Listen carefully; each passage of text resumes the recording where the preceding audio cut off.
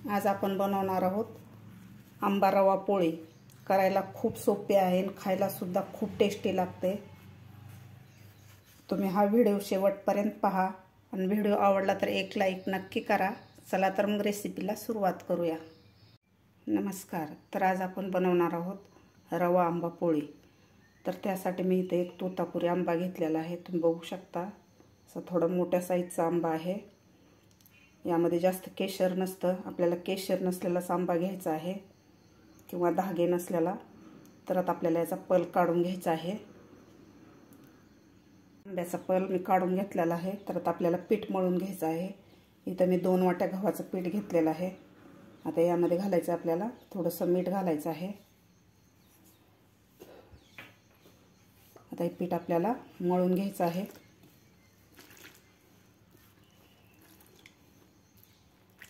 आपण जसं चपातीला पीठ मळतो त्या प्रकारे आपल्याला हे पीठ मळून घ्यायचं आहे।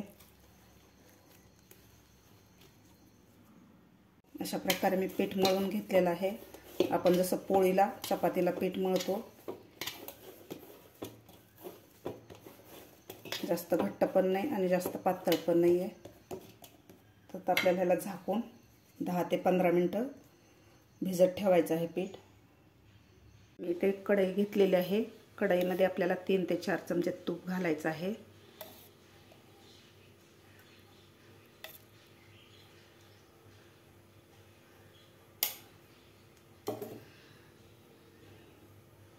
त्यानंतर मी इथं 1 वाटी रवा घेतलेला आहे बारीक।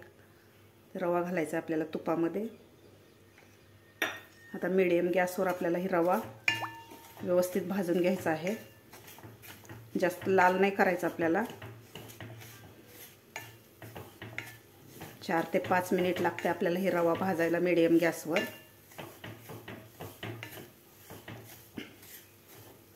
वटसावित्री पौर्णिमा जवळ आलेली आहे।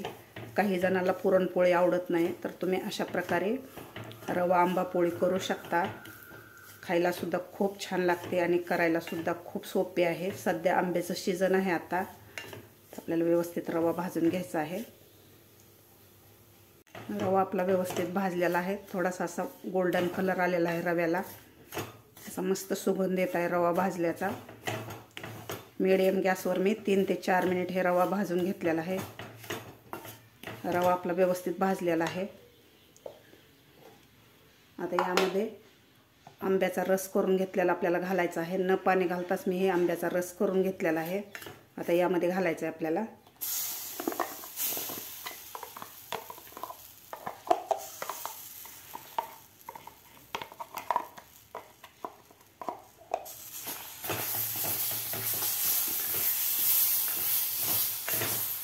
रस घातल्यानंतर व्यवस्थित आपल्याला हलवून घ्यायचं आहे।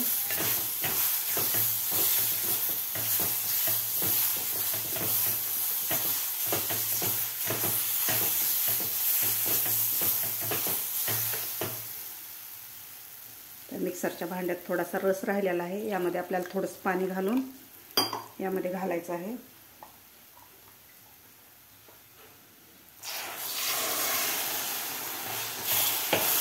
व्यवस्थित आपल्याला हलवून घ्यायचं आहे। मी मिक्सरच्या भांड्यामध्ये अर्धा कप पाणी घातलेलं होतं, ते घातलेलं आहे मी यामध्ये। व्यवस्थित मिक्स करून घेतलेलं आहे। तर यामध्ये घालायची आपल्याला अर्धी वाटी साखर, कारण आपला आंबा सुद्धा गोड होता त्यामुळे मी साखर कमीच घातलेलं आहे। तुमच्या आवडीप्रमाणे साखर तुम्ही कमी जास्त करू शकता। साखर घातल्यानंतर आपल्याला हे व्यवस्थित मिक्स करून घ्यायचं आहे।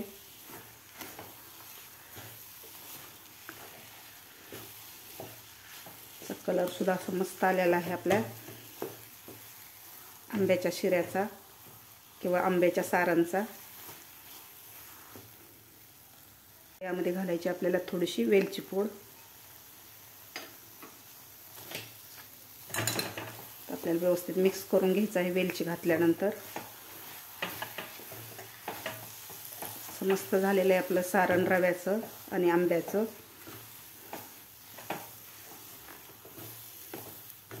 आणखीन आपल्याला 1 ते 1.5 मिनिट हे सारण परतून घ्यायचं आहे। मस्त झालेलं आहे आपलं आंब्याचं आणि रव्याचं सारण। आता आपण खाली काढून याला थोडंसं थंड करून घेऊया। आता आपलं पीठसुद्धा व्यवस्थित भिजलेलं आहे, समस्त भिजलेलं आहे पीठ। तर आता आपण पोळ्या करायला घेऊया।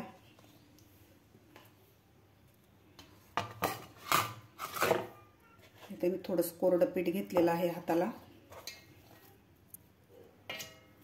तर याचा थोडासा आपल्याला गोळा घ्यायचा आहे पिठामधला। तुम्ही बघू शकता। आता कोरड्या पिठात घालून आपल्याला याची एक पारी तयार करायची आहे।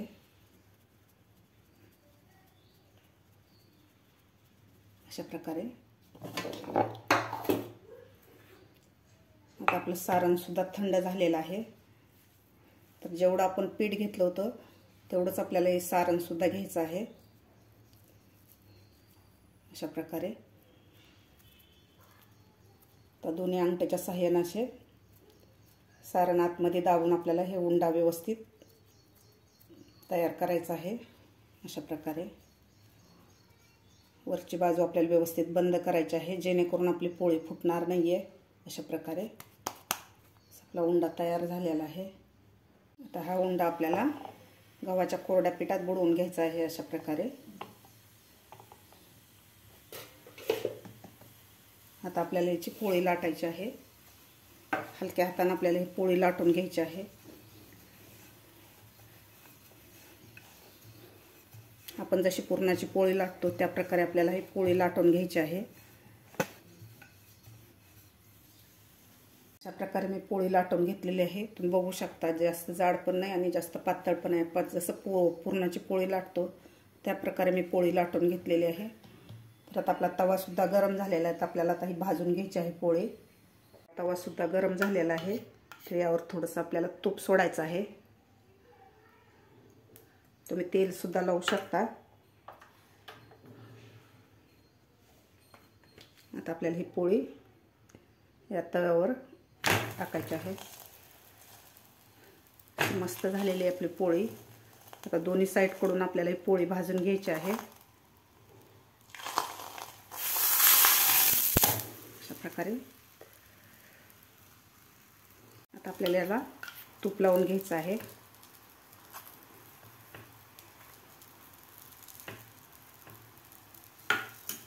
आता आपल्याला हे उलटून घ्यायची आहे पोळी। दोन्ही साईडकडून आपल्याला व्यवस्थित पोळी भाजून घ्यायची आहे। दुसऱ्या साईडकडून सुद्धा आपल्याला तूप लावून घ्यायचं आहे। मस्त झालेली आपली पोळी तुम्ही बघू शकता। दोन्ही साईडकडून आपली पोळी भाजलेली आहे। आता आपण हे काढून घेऊया।